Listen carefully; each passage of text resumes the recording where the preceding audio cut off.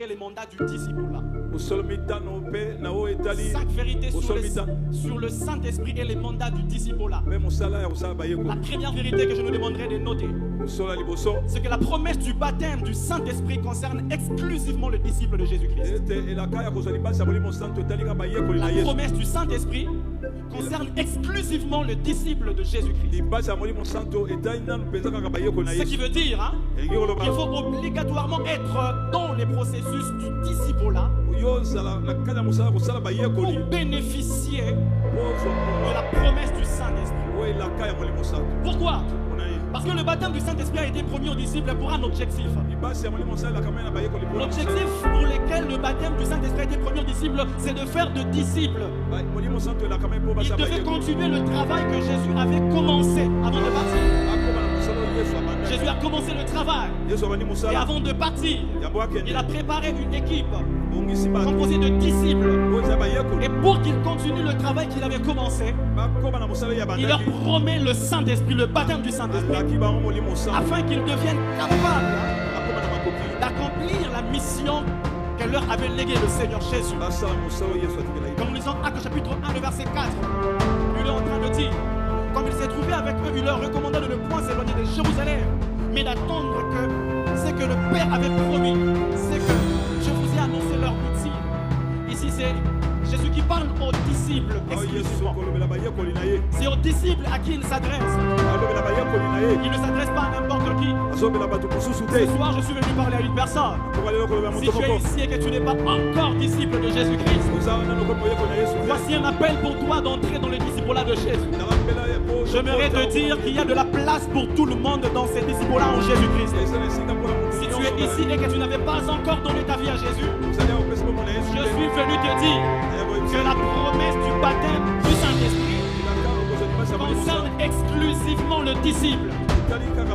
Ici, Jésus s'adressait aux disciples. Il dit, attendez. C'est vrai, vous allez accomplir la mission que je vous ai dit. Mais attendez. La promesse arrive. Et dès que ça va s'accomplir, alors vous irez faire la mission. J'aime aussi Actes chapitre 2, le verset 37 au verset 39 que nous avions lu. Elle nous déclare, après avoir entendu ces discours, il fut le cœur vivement touché. Et il dit à Pierre, mon frère, que ferons-nous? Pierre leur dit, répondez-vous, dès que chacun de vous soit baptisé au nom de Jésus-Christ pour le pardon de vos péchés, vous recevrez le don du Saint-Esprit, car la promesse est pour vous. J'aimerais dire à une personne que la promesse est pour vous. Pour vos enfants, j'aimerais dire à une personne que la promesse est pour vos enfants. Et pour tous ceux qui sont au loin, en aussi grand nombre que le Seigneur les appellera. Et que la promesse est pour vous. J'étais en train de dire que si tu es ici et que tu es disciple de Jésus-Christ, que la promesse du baptême dans le Saint-Esprit est pour vous. Cette promesse te concerne. Ça concerne même tes enfants. Il suffit qu'ils soient dans le disciple-là. Même ceux qui n'ont pas encore reçu Jésus. On dit même tous ceux qui sont au loin. Ceux qui ne sont pas encore entrés dans le disciple-là. Ceux qui n'ont pas encore reçu Jésus-Christ. Cette promesse les concerne aussi.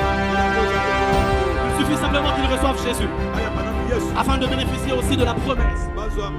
Il y a là deux préalables pour avoir la nature du disciple afin d'accéder à la promesse du Saint-Esprit. La première, c'est la repentance. L'apôtre Pierre leur a dit, répentez-vous. Mon frère, que ferons-nous? Pierre leur dit, répentez-vous. Répentez-vous. Répentez-vous. Et que veut dire repentance? La repentance veut dire simplement donner le dos. Ou faire un demi-tour. Ça veut aussi dire changer d'avis. Ça veut aussi dire changer de mentalité. Quand on s'est dit qu'une personne s'est repentie, c'est une personne qui a donné le dos à son mal. C'est une personne qui a fait un demi-tour. Il regardait au nord. Maintenant il regarde au sud. Il fait un demi-tour à ce qu'il avait comme vie auparavant. Il fait un demi-tour aux avis mauvaises qu'il avait auparavant.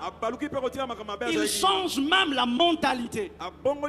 C'est ici que j'ai compris que le baptême du Saint-Esprit, quand ça vient dans la vie d'une personne,